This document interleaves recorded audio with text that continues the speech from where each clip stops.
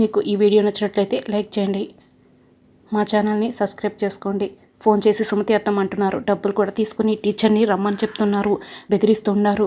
Teacher Sumathi అత్తమ్మ కాకపోతే అతనితో గట్టిగా చెప్పొచ్చు కదా, ఇంట్లోనే ఉండిపోవచ్చు కదా, డబ్బు తీసుకుని అంత కంగారుగా ఎందుకు పరిగెత్తినట్టు, ఏదో జరుగుతుంది, అదేంటో తెలుసుకోవాలి అని సీత మనసులో అనుకుంటుంది. పరిగెత్తుకుంటూ ఇక బయటికి వస్తూ ఉంటుంది. అప్పుడే రామ్ సీతకి ఎదురుగా వచ్చి, సీత టీచర్ గారు రూమ్లో ఏం చేస్తున్నావు అని అడుగుతూ ఉంటే, మామ కరెక్ట్ టైంకి వచ్చావు, నీకు అంతా వివరంగా చెప్తాను వెళ్ళేటప్పుడు, రా మామ అర్జెంటుగా వెళ్ళాలి అని సీత అంటూ ఉంటే, ఏంటి సీత ఇప్పుడే టీచర్ కంగారుగా వెళ్ళారు, నువ్వు టీచర్ రూమ్లో నుంచి వచ్చి అర్జెంట్ అంటున్నావు, ఏమైంది సీత అని రామ్ అడుగుతూ ఉంటాడు. ఇప్పుడు అంత టైం లేదు మామ, కారులో వెళ్ళేటప్పుడు అన్ని విషయాలు చెప్తాను, అర్జెంటుగా వచ్చి కారు ఎక్కు మామ, కారు తీ అని చెప్పి సీత అడుగుతూ ఉంటుంది. ఇక రామ్ సీత ఇద్దరు కూడా కారులో వెళ్తూ ఉంటారు. కారులో వెళ్తూ ఉంటే మరోవైపు మహాలక్ష్మి విద్యాదేవి వెళ్తున్న ఆటోని ఫాలో అవుతూ ఉంటుంది. వసై ఈరోజు విద్యాదేవి నువ్వు సుమతివా లేకపోతే విద్యాదేవివా అన్న నిజం, నీ నిజస్వరూపం తెలిసిపోతుంది, ఈరోజు బయటపడుతుంది, ఇంట్లోనే ఉంటూ ఇన్ని రోజులు నన్ను ఎంత టెన్షన్ పెట్టావే అని మహాలక్ష్మి అనుకుంటూ ఉంటుంది. మహాలక్ష్మి వాళ్ళు వెనకే రామ్ సీత కూడా వెళ్తూ ఉంటారు. సీత అర్జెంటుగా వెళ్ళాలన్నావు, ఎక్కడికో చెప్పు సీత అని రామ్ అడుగుతూ ఉంటాడు. మామ టీచర్కి సంబంధించిన ఒక చిక్కుముడి వేడబోతుంది అని సీత అంటూ ఉంటుంది. అంటే ఏంటి సీత అని, చిక్కుముడి అని రామ్ అడుగుతూ ఉంటాడు. అవును మామ, టీచర్ గారి జీవితానికి సంబంధించిన ఒక విషయం అందరికీ తెలియబోతుంది, త్వరగా పోనీ మామ అని సీత చెప్తూ ఉంటుంది. డ్రైవర్ కాస్త త్వరగా పోనీ అని విద్యాదేవి అంటూ ఉంటుంది. మరోవైపు శివకృష్ణ కవర్ తీసుకొని ఇంటికి వస్తాడు. లలిత లలిత అని పిలుస్తూ ఉంటాడు. ఏంటండి ఎందుకు అంత గట్టిగా అరుస్తున్నారని లలిత కూడా బయటకు వస్తుంది. ఏం తీసుకొచ్చానో చూడు అని చెప్పి శివకృష్ణ అంటూ ఉంటే, ఏం తీసుకొచ్చారండి అని లలిత అంటూ ఉంటుంది. శివకృష్ణ కవర్లో నుంచి విద్యాదేవి ఫోటో చూపిస్తూ ఉంటాడు. ఇదేంటండి విద్యాదేవి గారి ఫోటో ఫ్రేమ్ చేపించారు అని లలిత అడుగుతూ ఉంటుంది. విద్యాదేవి కాదు, నా చెల్లెలు సుమతి అని శివకృష్ణ చెప్తూ ఉంటారు. అదేంటండి అని, సుమతి ఫోటో ఎందుకు ఫ్రేమ్ చేపించారు అని చెప్పి లలిత అడుగుతూ ఉంటే, మారిపోయిన నా చెల్లెల రూపం ఉన్న ఫోటోని తీసేసి కొత్త రూపం ఉన్న ఫోటోని పెడదామని తీసుకొచ్చాను అని శివకృష్ణ చెప్తూ ఉంటాడు. లలితకి ఏంటండి మీరు తెలిసి కొత్త సమస్యలు తీసుకొస్తున్నారు అని లలిత అంటుంది. నా చెల్లెల ఫోటో నా ఇంట్లో ఉండటం సమస్య ఏంటి లలిత అని శివకృష్ణ అడుగుతూ ఉంటాడు. విద్యాదేవి సుమతి అని తనంతట తాను చెప్పే వరకు ఈ విషయం ఎవరి దగ్గర చెప్పొద్దని మన దగ్గర సుమతి మాట తీసుకుంది కదా అండి, ఈ విషయం మనకి సుమతికి తప్ప ఎవరికి తెలియదు, మీరు ఇప్పుడు ఈ ఫోటోని ఇంట్లో పెట్టారనుకో అందరికీ తెలిసిపోతుంది, అప్పుడు ఆ మహాలక్ష్మి కానీ కన్ఫర్మ్ చేసుకుంటుంది విద్యాదేవి సుమతి అని. అక్కడి వరకు ఎందుకు మన సీతకు కూడా విద్యాదేవి గారిపై అనుమానం మొదలైంది. ఫోన్ల మీద ఫోన్లు చేసి ఏవేవో క్వశ్చన్స్ అడుగుతుంది. అలాంటప్పుడు ఎప్పుడైనా సీత వస్తే విద్యాదేవి గారి ఫోటో చూస్తుంది కదండి అని లలిత కూడా చెప్తూ ఉంటుంది. కావాలని ఫోటోను పెట్టి సుమతిని సమస్యలోకి నెట్టిన వాళ్ళం అవుతామండి అని లలిత చెప్తూ ఉంటుంది. నువ్వు చెప్పింది కరెక్టే లలిత అని శివకృష్ణ అంటూ ఉంటాడు. ఈ ఫోటోని లోపల పెట్టండి విద్యాదేవి సుమతి అని తెలిసిన రోజు అప్పుడు ఫోటోని బయట పెడదామండి అని లలిత చెప్తూ ఉంటుంది. శివకృష్ణ ఫోటోని పట్టుకొని బాధపడుతూ ఉంటాడు.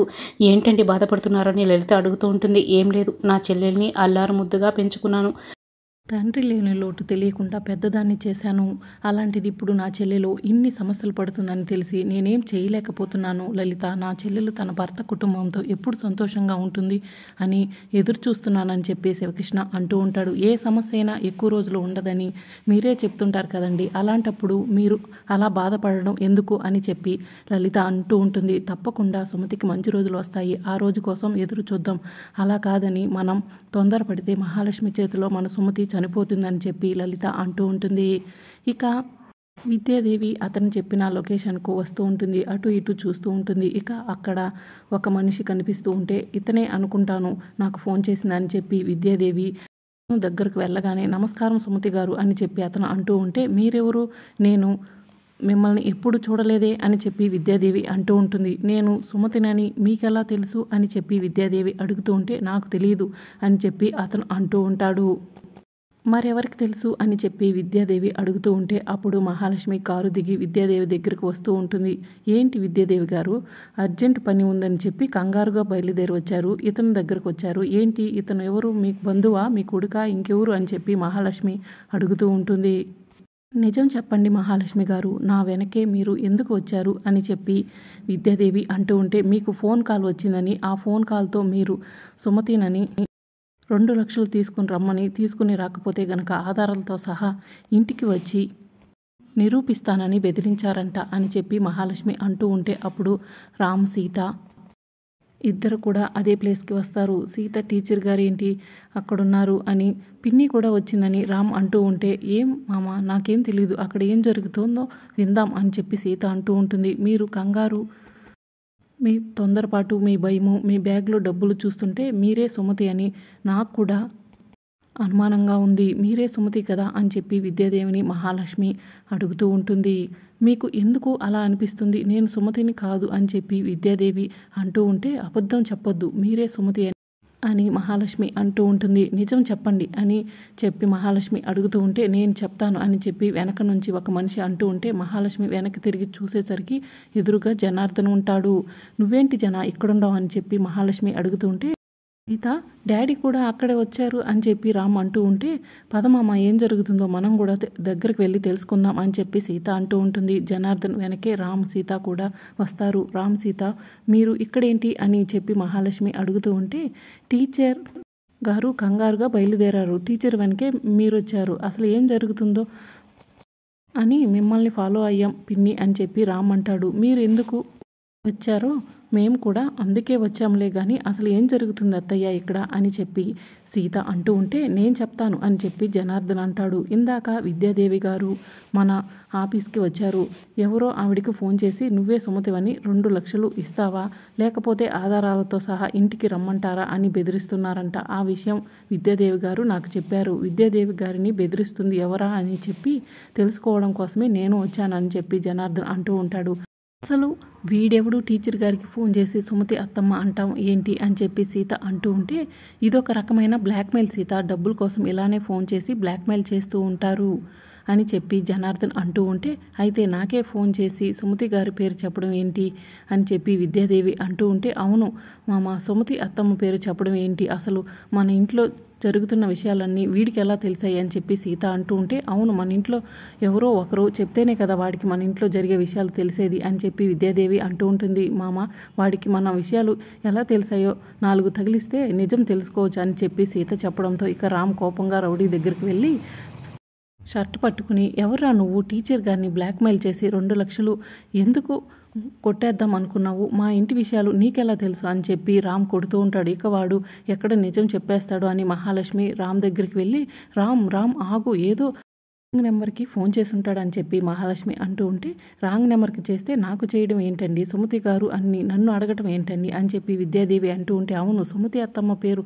వాడినందుకు వాడిని 4 తగిలించు మామ, ఈ కర్రతో వాడి తల బద్దలు కొట్టు అని చెప్పి సీత అనడంతో ఇక రామ్ కర్ర తీసుకుని ఆ రౌడీని కొడుతూ ఉంటాడు. నిజం చెప్పరా, నీకు మా ఇంటి విషయాలు ఎలా తెలుసు చెప్పు అని చెప్పి రామ్ కొడుతూ ఉంటే ఇక ఆ రౌడీ ఆ దెబ్బలు తినలేక చెప్పేస్తాను అని చెప్పి అంటూ ఉంటాడు. ఇక మహాలక్ష్మి టెన్షన్ పడుతూ ఉంటుంది. చెప్పు, నీతో ఎవరు ఫోన్ చేపించారో, అసలు మా ఇంటి విషయాలు నీకు ఎలా తెలుసు చెప్పు అని చెప్పి రామ్ అంటూ ఉంటే, మహాలక్ష్మి మేడం నాకు ఫోన్ చేసి నెంబర్ పంపిస్తాను, తను చెప్పినట్లుగా మాట్లాడమన్నారు, నేను అదే చేశాను, నన్ను చంపొద్దు, నేను వెళ్ళిపోతానని చెప్పి రౌడీ అక్కడి నుంచే పరిగెత్తుకుంటూ వెళ్ళిపోతాడు. పిన్ని ఇదంతా మీరు చేశారా అని చెప్పి రామ్ షాకింగ్గా అడుగుతూ ఉంటాడు.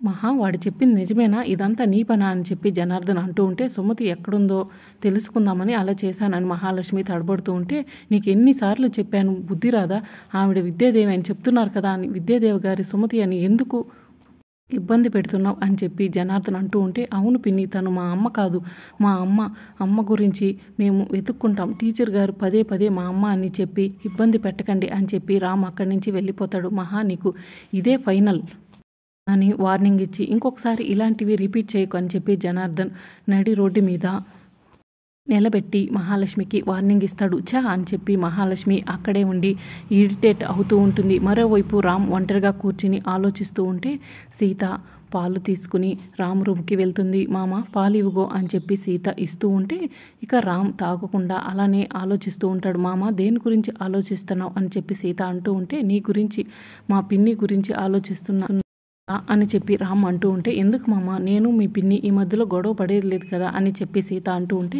గొడవ పడలేదు సీత, కానీ మా పిన్ని నువ్వు టీచర్ గారి గురించి ఒకేలా ఆలోచిస్తున్నారు, ఆవిడే టీచర్ గారు మా అమ్మ అని చెప్పి రౌడీలతో ఫోన్ చేపిస్తుంది, నువ్వేమో టీచర్ గారి గురించి తెలుసుకోవాలని టీచర్ గారి రహస్యం బయట పెడుతుందని నన్ను తీసుకెళ్ళాలి అని చెప్పి రామ్ అంటూ ఉంటే, నేను ఊరికే అనుమాన పడట్లేదు మామ, నాకెందుకో ఆ టీచర్ గారిని చూస్తుంటే కాస్త అనుమానంగా ఉంది అని చెప్పి సీత అంటూ ఉంటే, ఏంటి నీ అనుమానం అని రామ్ అంటూ ఉంటే, ఆవిడే సుమతి అత్తమ్మ అని నాకు అనుమానం. ఆవిడకు సుమతి అత్తమ్మ గురించి అన్ని విషయాలు ఎలా తెలుసు? సుమతి అత్తమ్మ ఆవిడ ఏమైనా పంపించిందా, లేకపోతే అత్తమ్మే మారు రూపంలో మన ఇంటికి వచ్చిందా అని సీత అంటూ ఉంటే, అమ్మే ఇంటికి వస్తే నాన్నని నన్ను ప్రీతిని చూసి అలా ఎలా ఉంటుంది? ఏ తల్లి మనసైనా అలా ఉండగలదా సీత? నువ్వే చెప్పు అని రామ్ అంటూ ఉంటే, తన ఫీలింగ్స్ని ఎక్స్ప్రెస్ చేసే పొజిషన్లో లేదేమో మామ, అందుకే చెప్పట్లేదేమో అని చెప్పి సీత అంటూ ఉంటే, అనవసరంగా టీచర్ గారిని అనుమానించకండి, టీచర్ గారు మా అమ్మ వేరు అని చెప్పి రామ్ అంటాడు. మరి రాబోయే ఎపిసోడ్లో ఏం జరుగుతుందో తెలుసుకోవాలంటే ఛానల్ని సబ్స్క్రైబ్ చేసుకోండి.